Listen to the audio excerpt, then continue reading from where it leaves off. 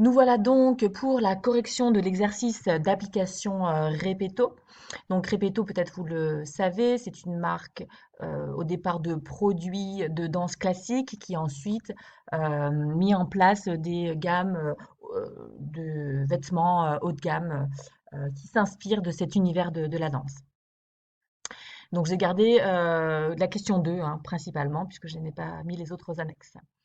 Spécialisée dans les ballerines et chaussures haut de gamme depuis 1947, l'entreprise Repetto rencontre des difficultés dans les années 80 du fait de mauvais choix stratégiques. À partir de 1999, sous l'impulsion de Jean-Marc Gaucher, le chiffre d'affaires progresse spectaculairement de 20% par an.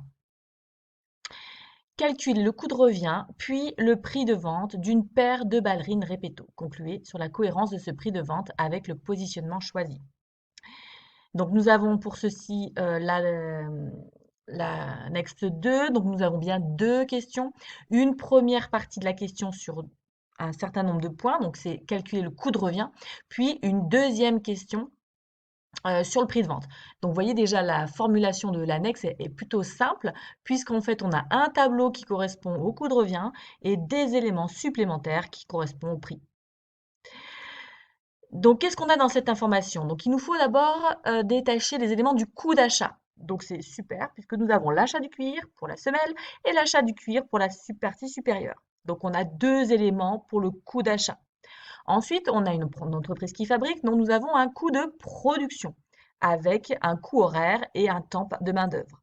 Et enfin, nous avons d'autres charges. Elles ne sont pas précisées ici, mais on imagine que ce sont des charges de distribution.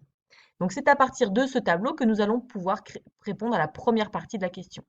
Nous avons créé notre tableau en 3 colonnes avec une partie sur les éléments du coût, une partie sur les calculs et une partie sur les montants. Donc nous savons déjà que le cuir est acheté pour 100 semelles, donc 275 € pour 100 semelles. Nous pouvons diviser 275 par 100 pour avoir une semelle et pour une paire de ballerines, il nous en faut deux. Donc 275 divisé par 100 multiplié par 2, 5,50 €. Pour le cuir supérieur, nous avons 144 € le mètre carré. En 1 mètre carré, nous faisons 9 paires de ballerines, 9 paires de ballerines. Donc 144 divisé par 9, 16 €. Donc nous pouvons ajouter l'ensemble de ces deux prix d'achat pour obtenir le coût d'achat qui est donc de 21,50 €. Ensuite, nous vient les frais de production. Donc, nous avons un temps de main-d'œuvre de 45 minutes, donc 45 divisé par 60, hein, donc sur 60 minutes, on a 45 minutes de main-d'œuvre et un coût de 18 € par heure, coût horaire. Donc, tout simplement, 18 multiplié par 45 divisé par 60 et nous avons 13 € pour la fabrication d'une paire de ballerines. Pour obtenir le coût de production, j'ajoute le coût d'achat aux frais de production et j'obtiens 35 €. J'ajoute mes autres coûts, 2,50 € et j'ai donc mon coût de revient, 37,50 €. Donc, vous voyez, il n'y a pas de difficulté. Vous avez 2 points pour avoir calculé le coût d'achat, 2 points pour calculer les coûts de production et 2 points pour calculer le coût de revient. Nous passons ensuite aux éléments du prix. Donc, il faut obtenir le prix de vente TTC. Donc là, on part du coût de revient. Donc, on va monter l'escalier du prix. Nous partons du résultat de l'exercice précédent. Nous avons un coût de revient de 37,50 €. Le taux de marge de l'usine, c'est-à-dire du fabricant, est de 60%. Donc nous avons le prix de vente du fabricant, le coût de revient multiplié par 1 plus taux de marge, 37,50 multiplié par 1,6, 60 €. Le coût d'achat du distributeur, c'est le prix de vente du fabricant, donc également 60 €.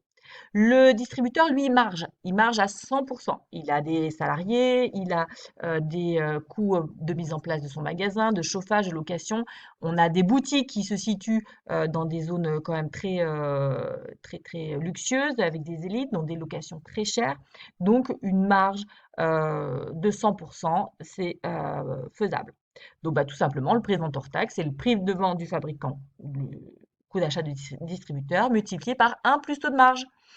Donc, 60 multiplié par 2, 120 €. On rajoute la TVA de 20%, PVHT multiplié par 1 plus taux TVA, 120 multiplié par 1,2 égale 144 €. Pour un prix des concurrents à 70 €, nous avons donc un prix plus que doublé. Comme nous avons ici un, une qualité intrinsèque très importante, 15 étapes de fabrication, cousu retourné, tige cousue à l'envers, confort, souplesse, à sa propre école de formation, qu'on est sur un produit haut de gamme avec une identité, un positionnement très fort, avec un cœur de cible, des danseurs et des danseuses étoiles, qui représentent la marque.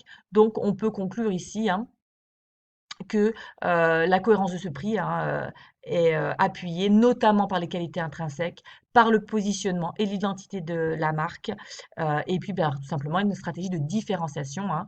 On est ici sur un produit d'excellence. Alors effectivement, ceci peut paraître important, hein, quand on a 37 € de coût de revient, donc c'est déjà la moitié du prix pour les concurrents, et on obtient finalement un prix à 144 €. Donc voilà, pas avoir peur du tout de ce genre d'exercice, ça vous rassure, vous faites vos prix, vos tableaux, vos colonnes prix, vos colonnes calcul, vos colonnes montants, vous mettez bien en jaune les éléments qui prennent les points. Donc vous voyez ici sur un exercice de 12 points, hein, plus 3 ou 4 points pour le commentaire, hein, disant que c'était l'identité de la marque, on peut voilà, bien réussir ces exercices-là. Tous ceux qui continuent en BTS tertiaire, hein, marketing ou autre, plus ceux qui continuent en IUT, bah, vous retrouvez ces calculs-là. Donc vraiment, continuez dans votre lancée pour vous perfectionner.